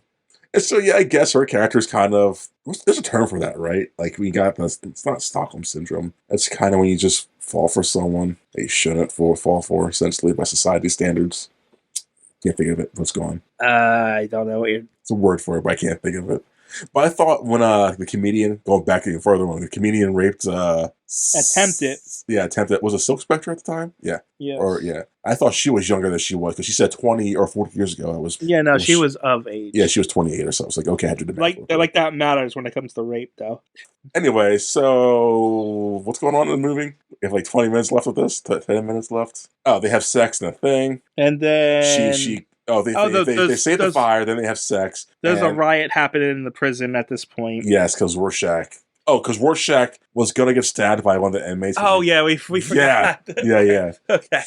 So yeah, Rorschach is about to be shanked by a prisoner, so he throws a grease oil on top of the prisoner. Yeah, he just murks the prisoner. Yeah, and this I don't know why this prisoner has to die in order to create the riot. Because cops didn't do anything to stop it, I guess. Just the act? I don't know, man. Exactly. It's just an excuse. This guy's almost dead, and when he dies, this riot's going to start. What? Why? Yeah, it's stupid. Why didn't it just start right there? Yeah, no, I totally agree. Like that countdown for no reason. Why do you need a specific thing to happen to get to him? It makes no sense. Whatever. Yeah, but anyways, the prisoner dies. There's a riot that breaks out because Rorschach did the thing, and the little mafia guy is trying to get to Rorschach and kill him. Yeah, try to get to Rorschach because he put him in jail. Yes. And so Rorschach systematically kills his two goons in creative ways. And Jupiter and Dan want to break into the prison and help get Rorschach out because they think him being in jail is wrong because he was set up, obviously. Yes. So it's all lucky coincidences. Do you want to take over the review? No, not at all. I'm just saying, like, you're going through your notes. I'm trying to help you remember. All right, so now, I'm watching the scene that's where it's happening. That's why I remember. And this is when the doctor his this scene was also added yes. too. Like in the comic, Rorschach goes and gets his spare mask. Yeah. Instead of going to get the one that he had. Whatever. Doesn't matter. Moving on. They escape. They go back to Dan's owl cave, and John's there, and he's like, we're taking Lori to Mars to have a conversation. Meanwhile, the old Night Owl calls Lori's mom, and they reminisce about how their kids essentially are superheroes again. Did they miss that scene? Yeah. Oh. He calls her, and then the gang people break in and kill him. What? Yeah. How the fuck that happened? Hollis calls Sally, and after they see on the news that someone saved the tenant, and they realize who they were, and they're reminiscing, and then after the gang finds out about the Nope, I didn't see that in my version. Oh, I got it in mine. Huh, interesting. So that happens. Yeah. And then Hollis dies, and then with Lori out of the way, this allows Night Owl and Rorschach to reminisce and become closer friends. And then they go on like the little. They go on there. Which is, I feel like Lori does nothing in this movie. I feel so bad for her. Again, she's just like helping the males for his breakfast. Like, again, it's the same thing as Rachel. It's like, I'm here for you guys to have sex with me, and then hopefully I make you guys do more things. She convinces John to save the world. Yeah, but like she does that to him. Like she doesn't have anything, I guess. But before that happens, Rorschach and Night Owl go and interrogate people in a prison, in a bar. Yes. To find out about the assassination attempt on V. And then Night Owl finds out that his mentor was killed, and he says he's going to kill all the people who did it, and then we never see that happen. Yeah, so don't have that. That's an unfulfilled storyline. That happens in the comic too. They don't close that storyline. So on Mars, Lori tries to convince John to save Earth, but, John already knows how this conversation is going to end. Except he doesn't when it comes to the end of the conversation, which makes no sense. No, because it's not his future. No, but it is his future. I don't know. He's complicated, TJ. Yep. Meanwhile, Rorschach and Dan are in Veet's office, and they discover, oh, he's behind everything. What a shock! In Antarctica, Veet kills all of his assistants. Then we get Rorschach's final entry of him, and he drops his notebook over at the New Frontier, the conservative newspaper in the comic that was praising him because he read the newspaper, so he was on his side. So he figured, give it to them; they will reveal everything. Yes. Well, I don't like when they're hacking into Asmodeus's computer.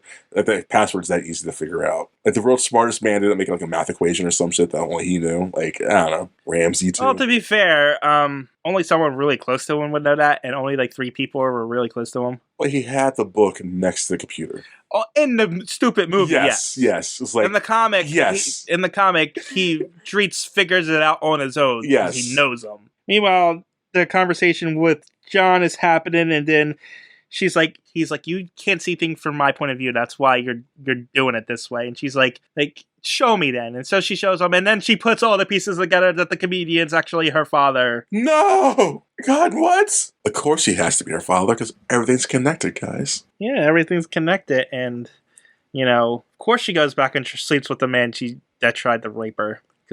Yeah, because she made... That's dumb.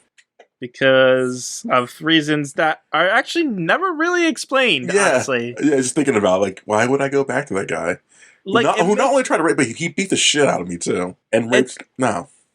It makes sense that she's not angry at him in the present because of the daughter she gave him. Yes. But it doesn't make sense she would go to him initially to have that moment. Exactly. Yeah, so I don't like that. Yeah, I don't get it. Whatever. The movie needs the movie, apparently. So she realizes the comedian's her father. So John realizes that, and it just now occurs to him that people are super rare, and it's super rare for this specific person to be alive with them. So miracles can happen. So humanity is a miracle, and he can actually save them. So he only accepts her because she's a rape baby. She's not a rape baby, but she's... John, you suck, man. Well, no, he accepts humanity because the probability of a specific person being born is astronomical. Is it though? Well, yeah, because what are the probabilities of your ancestors picking the right person with the right sperm each and every time to create you? Oh, I get that, but at the same time, it's easy to make a person. To make that individual person, yes, but to make a person, that's no. The point. Yeah. It's the individual person. Each individual person's astronomically almost impossible. Yeah. But is it a miracle when there's 7 billion miracles? What? That's kind of the point. That's the other half of it. That's the other half of philosophy. Is a miracle when there are 7 billion of them? No, not at all. Well, I mean, there's an argument made that yes, there is, but there's also it is. But this is enough to convince John to go save humanity. Well, it should be enough to convince John because he was so disconnected. I don't know. You're saying he never thought about that logic once in its infinite wisdom? I mean, he hasn't thought about a lot of things, apparently, so... What an ass. So for someone supposed to be this impossible godlike figure, he's really stupid a lot of the times. Yeah. But anyway, we cut back to Night Owl and Rorschach in Antarctica, going to take on Veet because he's the mastermind behind everything. What are you calling him? Veet. Veet? How do you pronounce it? His name's Adrian, right? Is his last name Veet or some shit like that? Yeah, his last name is Veid. Oh, okay. Adrian Veet. Gotcha. I mean, I could be pronouncing that wrong. No, I didn't know what you were saying. And so they go in, and Adrian kicks the crap out of both of them. Yeah, I like it. And he's like, and this is the moment that it's revealed, they both, Rorschach and Knight, how they're like, we're going to stop you. And he's like, I'm not some comic book supervillain. I set off my plan 35 minutes ago, so you couldn't stop me. That's awesome. And this is where the movie falls apart, really, because he and John were working on energy things. Yeah. And using John's energy, and he's using John's energy to destroy several cities. Yes. Disintegrate them and blame it on John. Yes. What? Because this makes more sense than the comic ending where it was a big space squid thing. How does that make more sense? I don't know how it doesn't make more sense. You already got a space god here, so why would that make more of a sense that Adrian B genetically engineered a giant squid and learned John's teleportation, but didn't perfect it. So every time he teleports things, it explodes. So he teleports the giant squid to New York, disintegrates half of New York, not 13 cities, and then now the world thinks aliens are invading, so they got to band together. No, trust me, I like the comic ending better because of that. Because instead of it being a common enemy of the human being of John, it's an alien race we don't know about. So yeah, of course we're going to band together and try to fight forward. So Right. that I like better, definitely.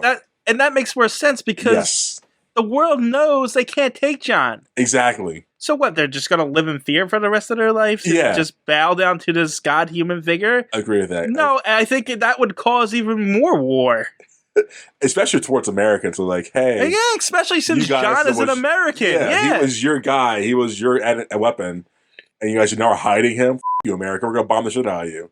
So yeah, I get that. But the alien thing I liked way leagues better than this one. The alien thing made sense. You got a Yes. foreign invader. We all got to join together to stop them from taking over the world. Now I do like in the movie that he does do it for the 13 different cities. Because now it's actually a world problem. If he did it to just one city, how much would the rest of the world care? Yeah, it's aliens, sure, but like it was one city. So like I don't think if it happened to like somewhere in Africa, would really anyone give a shit?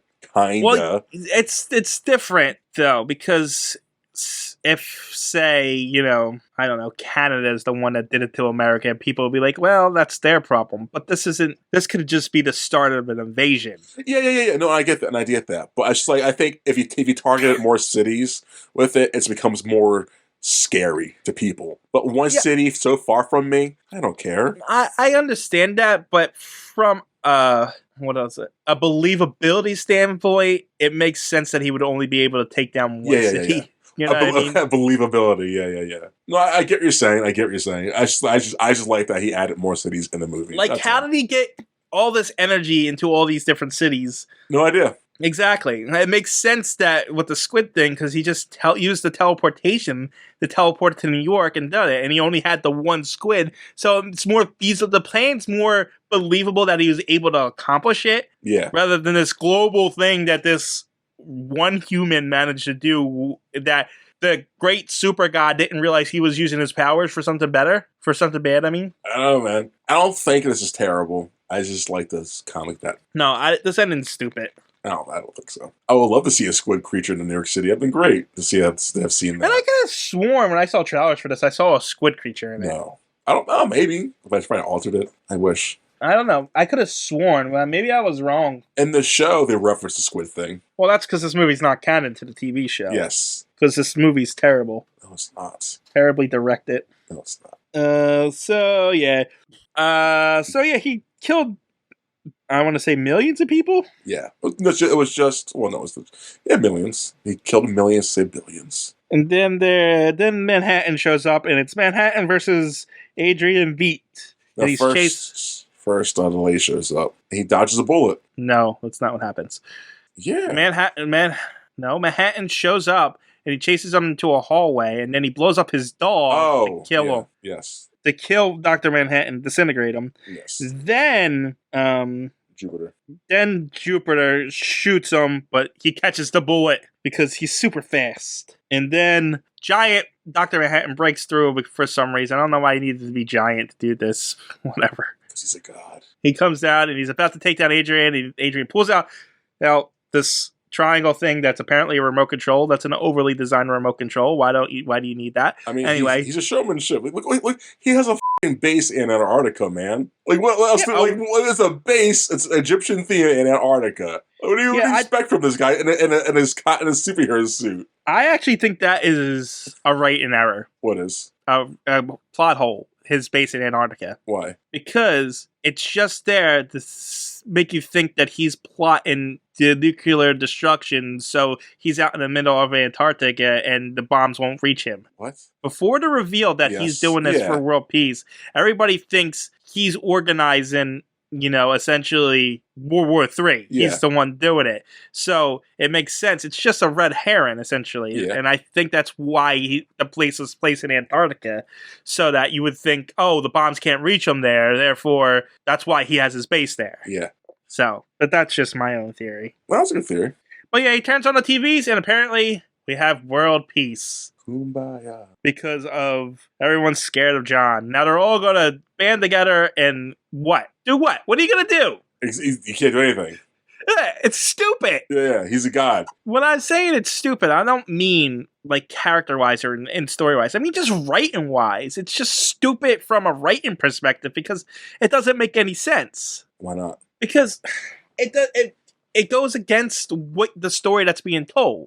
You know what I mean? That's not like now. If you were going to write more of this, what do you do from a writing standpoint? What do you mean? You know what I'm saying? I'm lost. All right. So now, what are they going to do? If the story is to continue, they can't stop John, right? Yeah. But that's not the way it's portrayed here. It's portrayed that they're going to band together to do it, but you can't do it from a writing standpoint. That's why I'm saying it's stupid. I think they can. You can't really continue the story because John's just going to wipe them out. Well, he's not going to be there, though. That's the thing. He literally said, I'm gone. I'm going to another galaxy doing my own bullshit. So now the humans are going to just think but that's a leftover from the original storybook. Yeah. So they changed the story. That's why this fits, though, still. No, it doesn't fit. It's broken. It's not broken. Because you're only under... If the story was this from the beginning, and John would be the bad guy in this, and it would be more portrayed that way. Yeah. You know what I'm saying? So there is no way that world peace would arise from this. Oh, I think it works out in Adrian's favor because publicly John had a meltdown and went to Mars. Why would John do that? He was angry because of new shit. Everything. Adrian was lucky all this happened this way. Like, I mean, he did plan it out, but he was lucky. Like, it really just like, wow, John sold anger and he escaped. Yeah, I'm not arguing that. Like, it makes sense within the world. Yeah. I'm just, from an overall, if you were, as the writer, you wouldn't write this because it doesn't make sense. It brings up too many plot holes. What plot holes, though? Like, what happens next? Anything could happen next. Because literally, John's gone. I mean, what would John understands. He literally says, I understand what you did, Adrian. I don't condone it or condemn it. I understand it. I'm going to go to another galaxy now to do my own thing because you got world peace out of this. Yeah, but that's only his motivation because of everything that built up to that point from the original story. The original story was building up to the alien thing. Now, if John's just gonna leave when everybody thinks he's the villain behind all this, that solves nothing. No, because it solves world peace. It's like, because John's saying, okay, Adrian, I'm the bad guy now because you made me this a bad guy, but I'm the bad guy for a good reason because now there's world peace. Like, I don't get what the problem is with that. I'm having trouble explaining what I'm trying to get across. That's what it is. I'm not explaining it very well. I guess. I can't really put it into words. Yeah. For me, the movie makes sense. This, I don't like. Again, I said I prefer the alien, but this still makes sense to me. Like the humans, like are under the guise that John's the bad guy. They'll either attack America because they had John forever, or they'll come together and become kumbaya bullshit. Sure, so I get that. I'm gonna need to really think about how to word it in order to explain myself properly. So I'm gonna just move on for now. That's fine. We'll talk about the next review. Yeah, and see if we remember. But Probably won't. But I just don't think it's. I don't think it's good.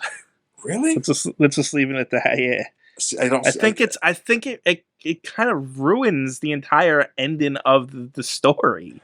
I don't see how. Because it feels like a left turn too. Because John did it. Yeah.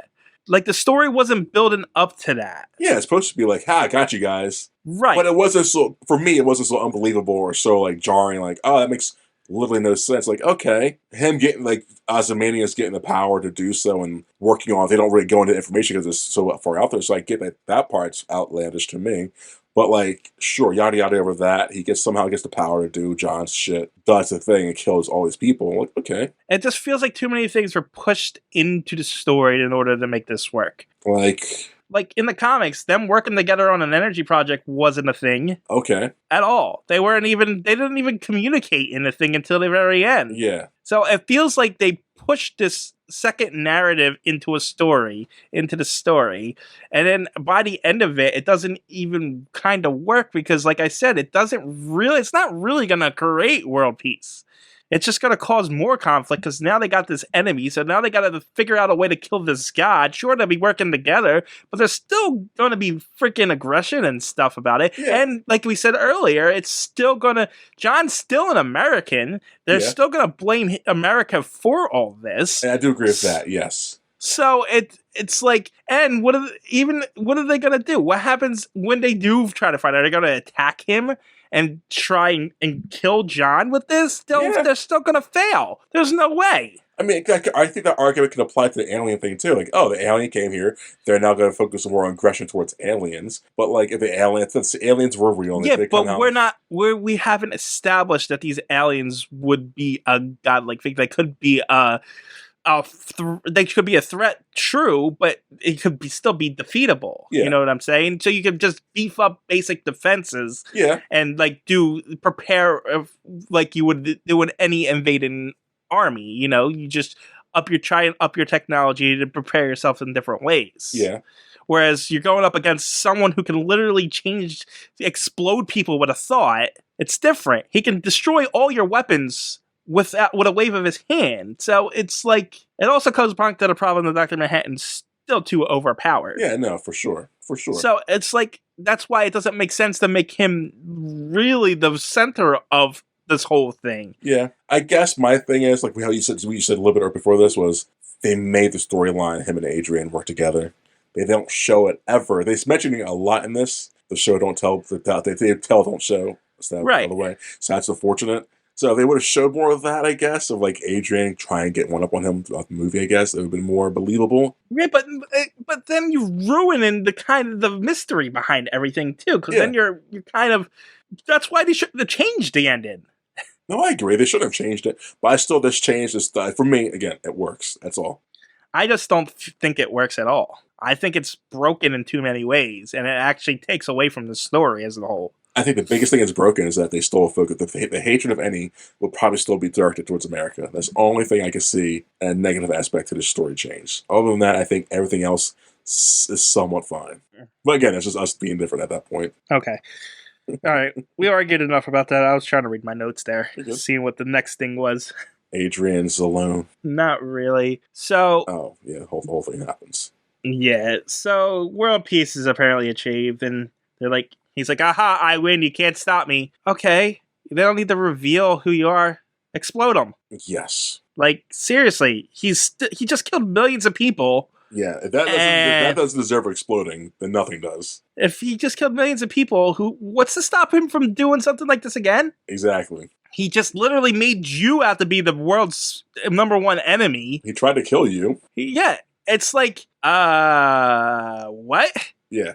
No, you can keep the secret, sure. Fine, secret. I'm the bad guy, but you don't get to sit in your Antarctic throne and watch it happen. Yeah, Adrian must die. I agree with that. It just doesn't make sense, one, that John would do it, because he's like, he doesn't care about blowing people up. Mm-hmm. Two, doesn't make sense that Rorschach would just let it happen. Yep. And in fact, because he just can't kill him, he's like, I'm not agreeing to this, and he's going to go tell the world. Yeah. And none of the heroes actually should really let it happen. No. Let them have it. Yeah, but no. Whatever. They were like, but they all agreed, yeah, world peace. I guess you get to live. Rorschach's like, nope, I'm going to tell the world. And he goes outside, and John explodes him. He kills Rorschach so he doesn't expose the secret, but he lets Adrian live after he murders millions of people. Yes. What? Yeah, I agree, yeah. Whatever. So he kills Rorschach. So this is also a big change from so like they all agreed to not do this and stuff like that. And Night Owl and Silver Spectre actually go into another room and pretty much have sex again, because they're like, the world's falling apart and she just wants to feel something, you know? Yes. So Night Owl doesn't even see Dr. Manhattan kill Rorschach in the comic, which makes more sense, because now you have him against you. Exactly. You just killed his friend. Yep. They just rekindled the friendship even more so, and now you just killed his friend. now you just watched him do it. Now, when he didn't see it happen, it makes sense to let bygones be bygones. But now you're risking. Now he's going to expose it because you just killed his friend in front of him. Yeah. So, yeah. They should all be adamantly against Asmodeus, or whatever his name is, living. And John should be like, yeah, you're right. You should kill him. And then Night Owl attacks Asmodeus also doesn't happen in the comic. Yes. Because, like I said, they go in the other room and pretty much have sex, while Asmodeus is in his office, like, oppressed, essentially. Like, He's like, yeah, I did all this. I pretty much saved the world, right? And John's like, sure you did. Okay. And leaves him to his own misery, essentially. And then John walks in on Silver Spectre and Dan. After they have sex, they're sleeping next to each other. He walks over to him. He just smiles, happy that she's happy. And then he goes away, which I guess they didn't do it out of this because he's got to be the bad guy in it instead of showing that he actually cares about somebody. Yes. So cut that whole scene. That whole storyline's not finished off. So no. Well, he just lives. The second he goes away, he's gone from this movie. Yeah, and that's it. Yeah, there's no. And then this part is also stupid. They show Dan and Jupiter, Laurie visiting her mom. Yes. Like in the comics, the cops had found out that they were the vigilantes that did the fire. They helped Rorschach escape prison. Now they're fugitives on the run. They have to assume new identities. But nope, they're still just them. Yep. There are no consequences. Superheroes are just a thing now in this world again. For some reason. Yeah, what? Yeah, like why do they need to be a thing now? Yeah, if anything, there should not be a thing at all now. There should be like way against superheroes. Yeah, it makes none of the tying up and this whole ending ties nothing up. It kind of makes so many plot holes. It's like, what are you doing? It's like they're rushing towards the end here. Yes. And then finally, the Journal is left at the conservative newspaper, and they're like, well, now that there's world peace, we can't write anything because we're right-wing and we only write about bad things, and there's no bad things anymore, I guess. Yeah. So you just write something, a cystic person. These two were kind of characters throughout. Yeah. They're just thrown in here at the end in the movie rather than the comic. So it shows in the comic that the Journal arriving earlier and them throwing it to the side like, oh, this is some nut job. Yes. And now that they don't have anything to write about, the assistant picks up the Journal and they're going to run the story. And so Adrian's still revealed at the end. Is that? No. Is he? Yes. Well, he's got to be, right? They find the Journal, and he reveals in the Journal, Rorschach, that Adrian's behind everything. Yes. So everything's pointless then. All that was pointless. Yes and no. I think the only thing that could be held against the Journal is like, it's hearsay. It's just a conspiracy bullshit. Yeah, we as viewers and everyone on the ride knows it's factual, but as a person, like, it could easily debug, like, that's fake news. That's bullshit. It's not real. Someone whack in Rorschach was identified as a guy who has craziness disorders. And he was in prison, so like this Journal means nothing. That's fair. I didn't think of that. Yeah, Ozzy, it's a smartest man. Could easily is like, why would I do that? My heart goes out to everyone who's died. Yeah, so it's all bullshit. We know it's not. People in the world like, yeah, no, that's anyway. It's left on an ambiguous ending of them publishing what actually happened anyway. So, and it's honestly a little unsatisfying. It is. The whole ending is, I don't know. I get it. I think it ends. It ends. It sure does end. Yeah, it just ends like that. I enjoyed it though. I enjoyed the ride. I enjoyed the visuals. I enjoyed the story. Oh man. Not you, huh? Nah, I didn't. You sound defeated. What's wrong? I did not like this. I don't think I liked it. I definitely didn't like the movie, but I don't think I liked the story either. That's fine. You're not supposed to like everything. That's cool. No, I learned that the hard way. People praise shit up all the time. Like, this isn't good. This isn't for me. That was praise wasn't for me, though. So I understand. So what would TJ rate this? I don't actually have a number. I don't know what to give it. Really? Yeah, what are you at? Well, for me, the visuals, like I said, were great. I think it was pretty. People have always wanted. Why don't they just adapt a comic book panel by panel? This movie kind of does that pretty damn well. Not great. It does, like you said, the flaws are the flaws for sure. But I think the flaws don't outweigh the positivity in this movie for me. So I would personally give this overall maybe a 7, a strong 7 out of 10. Because there's definitely room for improvement for this movie, but it could have been way worse. If you're at a 7, I'm at a 5. Ooh. So it's just an average movie to you? Yeah. Not below average, it's just right average for you? No, because well, the movie might be a little below average. Yeah, that's what I'm saying. But I'm also I'm judging the comic too, essentially. You know what I mean? That's weird. I'm kind of judging everything because this is my first experience. The whole Oh, okay. I'm kind of True. kind of clumping it all together. Yeah. So like it's all blended into my opinion of it. Yes. So, and I think the respect I have for it, as far as writing and what it actually, how it's competently done, brings it up. But my biases counteract it. That's fine. That's why it's your review. That's why it's your rating. Yeah, I think if you're at a 7, I'm at a 5. If I was at an 8, would you be at a 6?